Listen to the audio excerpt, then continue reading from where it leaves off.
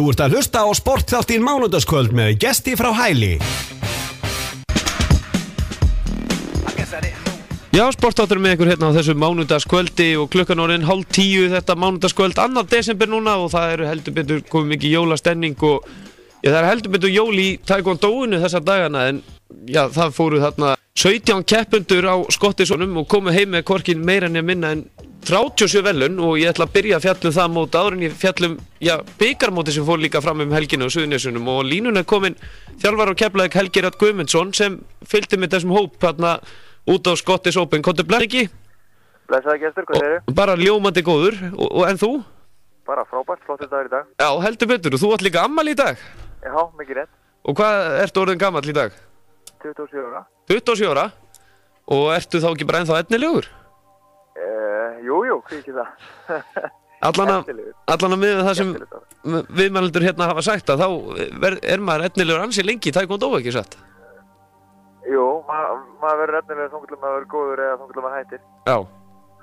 Og þú getur verið í þessu sporti alveg fram í rauðan dauðan, eða ekki? Jú, það er alveg klárt, sko. Já. Það var nú bara bikarmót núna að klárast í gær og það voru keppindu þar alveg á 50-aldri líka. Já, þannig að þetta er sport fyrir alla aldurshópa, má segja. Já. Og aldrei var seint að byrja það nokkuð? Nei, alls ekki. Það er þetta að byrja á, það er mörg félagum búið fullorðstíma, við erum meðlandum með svona fullorðstíma þar sem að fólki er á 50-aldri að koma í fyrsta sinn og prófa og því líka bætingar sem að fólki er að sjá bara á stuttum tíma í svona líkamlegu formi, jafnvægi, liðleika og allt svoleiðis og það er alveg hægt að kenna gömlu myndi sitt. Já, nákvæmlega. En það var heldur betur fræðaför sem að fór til Skotlands núna á dögunum en það voru 17 keppendur sem fóru hérna úr taekwondo Íslandinu að keppa á Scottish Open. Já. Og þar voru 13 frá Keflavík, þínu félagi? Já, mikið rétt. Og hvernig er svona Scottish Open, hvernig virkar svona mót fyrir sig? Þetta er bara opið mót, þetta er öll móti sem að eru sögð svona open, það þýðir að fólk getur keppt fyrir sitt lið í raun og veru, þú þarft ekki að vera háður því að vera tengdur inn. Það er það sem þessi mót tákna, þannig að það er mjög, eins og þetta mót er mjög mikið af fólki sem er að keppa sem er frá Bretlandi, Skotlandi, í margir og Bretar sem er að keppa englendingar og líka frá Isle of Man, líka margir keppandi það og svo líka voru að keppa frá öðrum löndum eins og Austuríki, það voru keppandi frá Bandaríkjunum og meira segja alveg frá Indlandi og svoleiðis, þannig að það er þessum opnum mót því að það getur keppt bara fólk komið öll frá sama landinu verið að keppa í sama flokki og sem er annað heldur en að gerist í álfukeppnum og svoleiðis, þannig að er oft einhver kvóti á það hversu margir með að keppa frá hverju landi og svoleiðis. Já, þannig að þetta er alvöru mót. Já, þetta er bara mjög skemmtilegt mót, þetta er líka rosa gott mót fyrir þá sem er að koma fyrir ungu kynslóðina. Sem margir sem er að stíga svona fyrstu skrefin í keppni erlendis og svolítið, þetta er mjög gott mót þess að byrja á og það er einmitt raunin með keppandar frá Keflavík, það voru allir að þessum þetta frá Keflavík nema 2 eru úlingar. Já, þannig að framtíðin er björt þarna í Keflavík í taekwondo-inu? Já, þar og mörgum öðrum stöðum á Íslandi líka, ekki bara í Keflavík. Það er mjög bjart framöndan og maður sér það það er svo sterk og góð umgjörð núna í íþróttinni fyrir unga fólki til að ná góðum árangri með rosalega flotta þjálfara og bara gengur rosa vel að koma unga fólkinu svona koma því fram í íþróttinni, þannig að mjög flott. Já. En þarna voru yfir 40 lið sem voru á þessu móti og var Ísland í öðru sæti í heildarstigum, sem að í fyrsta sæti liðakeppni í tækni og í öðru sæti liðakeppni í bardaga. Og kannski byrja að spyrja þig liðakeppni í tækni, hvernig virkar hún fyrir sig? Já, þetta er sem sagt tækni, þetta er það sem kallað form líka eða á kórnum það kallað punkti og það er oft líka á íslensku sem form eða tækni og það er þegar keppandi kemur einn á gólfi og framkvæmir ákveðna röð af vörnum, spörkum og höggum, svona hreyfingar sem eru fyrirfram ákveðna og það er svona staðar fyrir því hvernig á að framkvæma tæknina og þannig og þetta framkvæmandi í réttri röð og þekkja utan á og með ákveðn kraft og takt og fleira og svo þetta metin út frá því hvernig þú framkvæmdir tæknina. Já. Og það svona yfirgrein þar sem sagt tækni, það er keppt í einlistækni, þá keppur einn og svo er þetta keppt í paratækni, þá keppur tveir eða hópatækni, þá keppur þrír eða fleiri og þá ef það eru fleiri heldur einn þá þurfa það líka að samræma hreyfingarnar á milli liðs og þá þurfa að framkvæma tæknin á sama tíma. Já, þannig að þetta er svolítið æfinga bak við það. Já, það var mjög mikið svona fullkomnar árekstar sem maður þarf að hafa til þess að ná miklu árangur í þessu, því það eru alveg ótrúlega mikið af smáatriðum sem þarf að hugsa að og finnshreyfingum sem er mjög erfitt að sjá nema maður bara greinir þetta í slow motion og í svona hægum hreyfingum og maður þarf að vera mjög svona eftirtektarsamur til að standa sér vel í þessari grein. En það er náttúrulega á þessum móti þá náttúrulega gátu keppendur það ekki keppt í tveim flokkum í bardaga og þegar átti við það ekki, eða? Jú, það er svona cut-off date, svona ákveðin aldur þar sem að keppendur þú ert elsti í einhverjum ákveðum aldursflokki, það er nokkur aldursflokkar í taekwondo og ef þú ert á elsta árun í einhverjum ákveðum aldursflokki og það er annar aldursflokk fyrir ofan þér, það hefur í raun og verið val hvorum flokkum það keppir í. Já. Og þeir hafa lista á þessu móti, keppa þá í báðum flokkunum, þeir geta þá hafið keppni í báðum aldursflokkunum ef þeir eru á viðkomandi aldursári. Þannig að þetta dæmi er að ef að það er eitt aldursflokkur sem er til 12 til 14 ára en það má keppa upp fyrir sig ef maður er 11 ára. Ef þú ert 11 ára þá er hægt að keppa annarkvort í aldursflokkinu 11 ára yngri eða í 12 til 14 ára og í þessu tilfelli þá leyfa þeir manni það að keppa í báðum aldursflokkunum sem eru bara frábært tækifæri fyrir okkur sem eru að koma frá Íslandi því þá má keppnum bara meiri keppnisveit. En áttuðu nokkuð vona á svona frábærum árangri þegar fóruð þarna út? Jú, ég raun og veru átti ég það. Allavega frá okkar fólki, við erum búin að æfa mjög vel fyrir þetta mót og ég raun og veru búin að vera að æfa fyrir mörg mót bæði innanlands og erlendis á þessu ári, þannig að fólki okkar var í rosalega góðu formi. En kannski ekki alveg svona góðum árangri eins og við náðum og passa á það að við myndum vera í fyrsta og öðru sæti í heildarstigakeppninni. Það kom mér alveg verulega óvart þegar þetta er alveg svo vel. En framvista okkar keppanda var bara eftir það hefði maður alveg mátt gera ráð fyrir henni framvistunni sjálfi, en niðurstaðan var kannski bara betri heldur hefði mátt þóra vonast eftir. Já, en það er náttúrulega, já kannski eins og stendur hérna að það hefur verið ótrúlega góður árangur sérstaklega ljósið þess að sko náttúrulega mörg önnur lið voru með miklu stærra heldur en íslenska liði náttúrulega.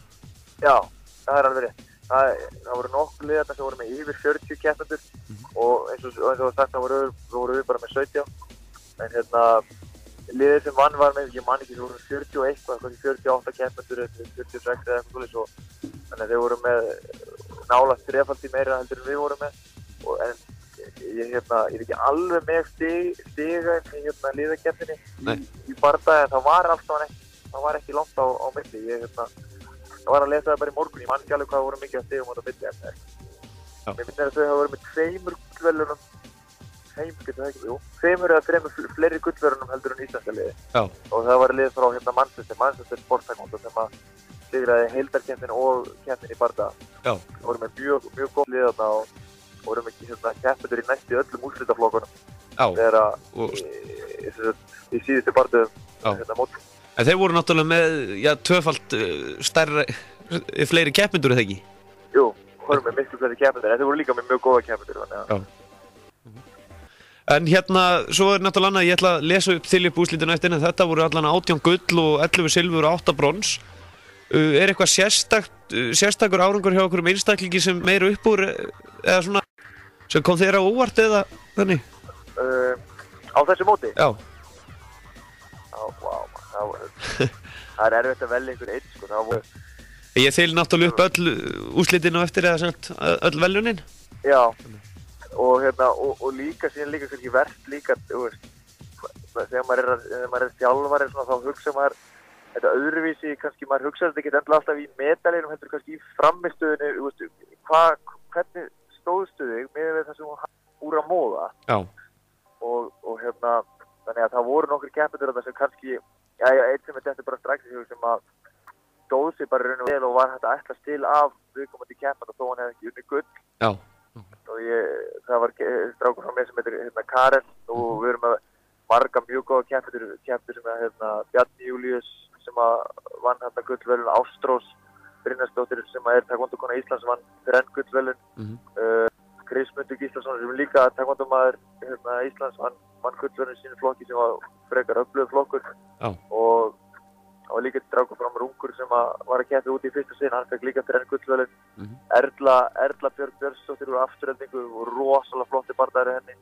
Gullverðlaun, það er rosalega erfitt að segja ykkur eitt, sko. Ég byrja bara að tellja upp alla sem voru að keppa ef þú spyrir með ykkur svona. Já, nákvæmlega.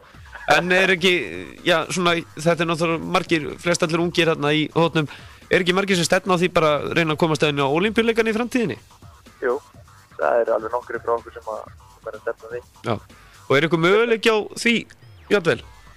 Já, það alveg möguleiki á því. Það og ég nú oft sagt að taekwondo sé einn erfiðasta íþróttin á Ólympíuleikum til að komast inn á. Þá samt verið að breyta aðeins fyrirkomulaginu og núna fyrsta sinn fyrir næstu Ólympíuleika verður hægt að safna sér svona rankingstigum á nokkrum mótum sem verða dreift yfir nokkur tíma, yfir 3 ferðar á skeið sem getur sem verið að safna stigum og þannig átt möguleika á að komast inn á Ólympíuleikana. Já. Sem svona meira líkt sem í öðrum greinum. Og það verður skemmtilegt að sjá hvernig það fer.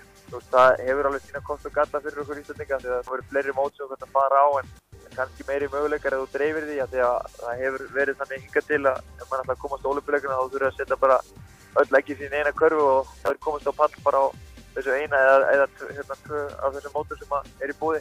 Já, og svo náttúrulega eins og í flestum íþróttum hérna á Íslandi að þá vendarlega þetta svolítið dýrt að reyna að ferðast og það náttúrulega hluti af þessu þekki til þess að reyna að komast á Ólympíuleikana og það þarf að fara oftar út eða ekki?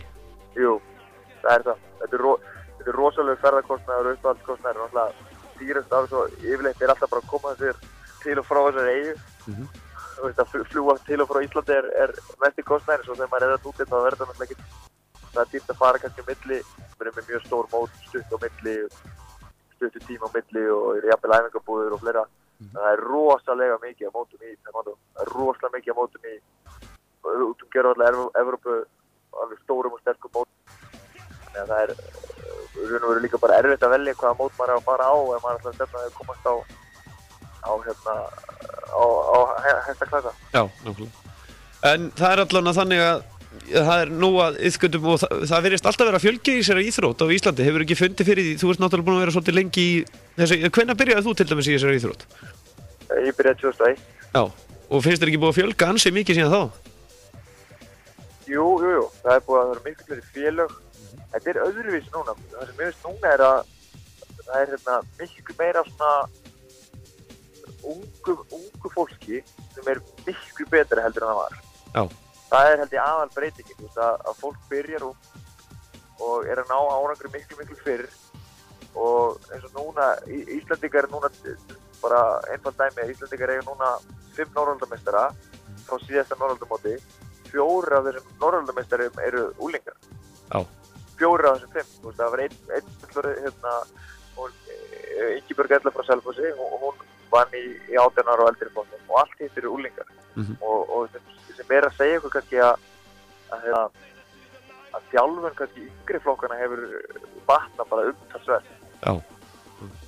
Það er kannski helst að það eru fleiri að æfa en það sem að sprengja þetta skal eru yngri mótin og hvað eru margir sem hafa áhuga á því að ungi krakkar að fara út og keppa og sem allt öðru sem heldur en það hefur verið. Og þetta er náttúrulega bara verður líka lífstílið það ekki, ég meina, ert þú og konan, kemur eitthvað annað en taekwondo hjá ykkur? Nei, eiginlega ekki. Nei. Þetta er mín aðal atvinna og aðal áhuga mál og bara þessum allur tíminn maður fer í. Nákvæmlega. Þannig að þetta verður ákveðinu. En svo var náttúrulega líka keppni helgina, þá var fyrsta bikarmótið eða ekki? Jú, það var fyrsta bikarmótið á tímabilinu og þetta var haldið í Sandgerði og þetta er fyrsta taekwondo-mótið sem haldið þar og það var mjög gaman að fá að halda mót þar. Og það eru margir sem eru, Sandgerði er bara 10 km frá Keflavík og margir efnilegir krakkar frá Sandgerði sem æfa hjá okkur. Og margir aðeins bara bestu í félaginu eru meira sem frá Sandgerði og við höfum mjög gaman að fá að halda móti í íþróttum sín. Og voru margir keppendur þarna? Ég er ekki með tölu á hvað voru margir. Nei. Þetta var ekki af stórt og móti sem voru síðustu tímabili. En ég meina það var alveg þokkalega margir þarna og mjög góðir bardagar, mjög góðir og tæknikeppnin var líka mjög góð. Já. Mjög góðir flokkar, sumir flokkarnir voru stórir og erfiðir og flott tilþrif. Nákvæmlega. En þessi bikarmót, þetta eru 3 bikarmót alltaf haldin árlega, þetta ekki? Jú, Og 3 bikarmót. Og svo tekið saman það lið sem verður bikarmeistari sem fær flest verðlaunin, eða hvernig virkar það? Já, það er bara hvert verðlaunasæti gefur ákveðin stig til félagsins og það félag sem hefur safnað flestum stigum með 3 mót verður bikarmeistari fyrir tímabilið. Og ef ykkur fjölskylda er að leita sér að ykkur sportin til þess að byrja í saman, er það ekki bara hreinlega að prófa taekwondo-ið? Jú, alveg klárlega. Ég hvet líka alla til að kíkja á Morgunblaðið í dag og mjög flott grein um fjölskyldur sem er að æfa hjá okkur í Keflavík og búin að vera einn meðlumur minni fyrir 9 ára síðan og svo hafa bara meðlumundir byrjað hver að fætur öðrum og þetta er alls ekkert bara í þessu félagi, það ekki flest félög, ég myndi segja örugglega öll félögin sem eru með flokka fyrir allan aldur frá barnahópum upp í fullorðinshópum. Ég held að séu mjög líklega flest félögin ef ekki öll með eitthvað svona foreldrastarf. Þetta er í raun og veru bara svona nokkuð einsdæmi að ég held að sé til einhver svona íþrótt á Íslandi þar sem að foreldrarnir geti algjörlega samhliða börnunum sínum og bara verið jafnvíg og það er ótrúlega skemmtilegt að fylgjast með hvernig fólki vex og dafnar og hvernig tengslinn styrkjast á milli þegar það hafa svona sameiginlegt áhugamál sem þau geta stunda á þennan hátt. Það er eiginlega bara hálf ótrúlegt að fylgjast með því. Já. En það er allan þannig að svona á Íslandi þá virðist þetta vera orðin, þetta er að verða svona, þetta er allan einn vinsælasta bardaíþróttinni það ekki orðin á Íslandi? Jú. Ég held að þetta bara í Íslandi hafi verið það í nokkur ár. Já, nákvæmlega. Já, án þess að ég geti góða fyrir, ég er ekki alveg veist en ég held það. Nei, nákvæmlega. En Helgi Rafn, þakka kærlega fyrir og ég ætla að leyfa þér að njóta síðasta klukkustunda afmælinu þínu. Já, þakka kærlega fyrir það. Og þakka sömuleiðis og Helgi. Já, það er nú þannig en úrslitunum þarna þeir sem unnu til verðlauna á þessum móti náttúrulega árangur íslenska liðsins á Skottishópinn var það. Já, íslenska liðið vann 11 silfur og 8 brons og ég hef unnu til verðlauna. Hadda Pála Ómarsdóttir, hún vann silfur í einstaklingskeppni og gull í paratækni. Arnar Bragason vann silfur í bardaga. Ágúst Kristján gull í bardaga og silfur í einstaklingstækni. Ástrós Brynjarsdóttir gull í bardaga, gull í einstaklingstækni og gull í paratækni. Bjarni Júlíus Jónsson gull í bardaga, brons í bardaga og brons í hópatækni. Daniel Aggard Nílsen Egilsson gull í bardaga og gull í einstaklingstækni. Daniel Arnar Ragnarsson brons í einstaklingstækni. Erla Björnsdóttir gull í bardaga og silfur í bardaga. Helgi Rafn Guðmundsson gull í einstaklingstækni og silfur í bardaga. Herdís Þórðardóttir gull í bardaga. Hrafnhildur Ratsdóttir brons í bardaga. Karel Bergmann Gunnarsson silfur í bardaga, silfur í einstaklingstækni og silfur í hópatækni. Kolbrún Guðjónsdóttir gull í einstaklingstækni. Kristmundur Gíslason gull í bardaga og silfur í hópatækni. Svanur Þór Mikaelsson gull í bardaga, gull í paratækni, silfur í einstaklingstækni og brons í hópatækni. Sverrir Örvar Ellefsen gull í bardaga, gull í paratækni, silfur í hópatækni og brons í einstaklingstækni. Og Ægir Már Baldvinsson gull í bardaga, silfur í einstaklingstækni, brons í bardaga og brons í hópatækni. Og nánar þetta er náttúrulega á Taekwondo samband Íslands síðunni tki.is og þar getið einni kynnt ykkur hvernig þið getið til dæmis byrjað í íþróttinni Taekwondo og fleira til. En næst er það körfuboltinn sem er framöndan hjá okkur í lokin. Það er Örvar Þór Kristjánsson, þjálfari ÍR í Dominos Day og við fjöllum NBA og körfuboltan og fleira til. Og þá má kannski geta þess að það er búið að veita viðurkenningu sem er íþróttamaður ársins 2013 úr röðum fatlara, en Telma Björg Björnsdóttir er íþróttakona ársins úr röðum fatlara og Helgi Sveinsson er íþróttamaður ársins 2013 í röðum fatlara. En Helgi og Telma eiga bæði glæsilegt ára baki, en Helgi var heimsmeistari í spjótkasti á heimsmeistaramótinu í Lyon í Frakklandi í flokki F42. og Telma skipaði sér sess með fremstu sundkonum heims í flokki S6 og setti fjöldan allana nýjum og glæsilegum Íslandsmetum. En þetta í fyrsta sinn sem báðir íþróttamenn hljóta nafnbótina íþróttamaður og íþróttakonarsins og röðum fallara, og þá var þetta í fyrsta sinn síðan 2006 sem frjálsindamaður verður íþróttamaður ársins. En Helgi frjálsindamaður hjá Ármanni en Telma sundkona og röðum IFR og meira með kringu frjálsannar. En uppskeruhátíð FRÍ fór fram síðastliðið laugardagskvöld og voru þeir einstaklingar sem settu nýtt Íslandsmet á árinu sérstaklega heiðraðir, og þar var Kolbeinn Gunnarsson og UFA sem setti fyrsta Íslandsmeti á árinu, en það gerði hann 20. janúar í 400 metra hlaupi innanhús og hljóp Kolbeinn vegalengdina á 48,03 sekúndum. Næst var það Hafdís Sigurðardóttir sem bætti Íslandsmet Sunnu Gestsdóttur í langstökki utanhús. Hafdís stökk 6,36 metra þann 23. maí á Akureyri og bætti metið 6 cm. Anita Hinriksdóttir, hún bætti Íslandsmeti í 800 metra hlaupi utanhús í tvígang. Í fyrra skipti bætti hún metið í Evrópukeppni félagsliða sem framfór í Banska Byzjana þann 22. júní og kom Anita þá í mark á tímunum 2:01:17 sekúndum, en núverandi Íslandsmet setti Anita síðan í Mannheim 8 dögum seinna þann 30. júní og þá kom hún í tímunum 2:00:49 sekúndur. Og svo það nú þannig að Anita var einmitt á uppskeruhátíðinni var einnig Anita Hinriksdóttir kjörin frjálsindakona ársins og Guðmundur Sverrisson frjálsindakall ársins, en Guðmundur Sverrisson kastaði 80,66 metra í spjótkasti á meistaramóti Íslands og bætti sig þá 6,57 metra og hann var einungis 44 cm frá lágmarki á HM. En Guðmundur varð smáþjóðleikameistari í spjótkasti árinu og annar í keppninni sinni í Evrópukeppni í landsliða. Guðmundur var ósigrandi á mótum í sumar hérlendis náttúrulega og Guðmundur í 47. sæti heimslistans fyrir árið 2013. Og Anita Hinriksdóttir, það vita allir hann, en hún bætti Íslandsmet kvenna í 800 metra tvígang eins og kom inn á áðan. Hún var heimsmeistari 17 ára og yngri í 800 metra hlaupi og hún var Evrópumeistari 19 ára og yngri í 800 metra hlaupi og Norðurlandameistari 19 ára og yngri í 800 metra hlaupi. Og svo var hann Norðurlandameistari 19 ára og yngri í 800 metra hlaupi og var valinn líka vonastjarna Evrópu á Frjálsindasambandi Evrópu núna fyrir í haust.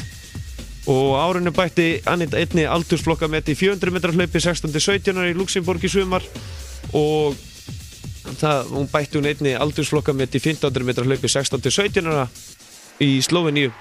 Og hún á 5 bestu tímana sem íslensk kona hefur hlaupið á í 800 metra hlaupi, þannig að vita allir þessa stelpu hérna Íslendingar. Held ég nú, körfuboltinn hérna eftir smá stund. Örvar Þór Kristjánsson.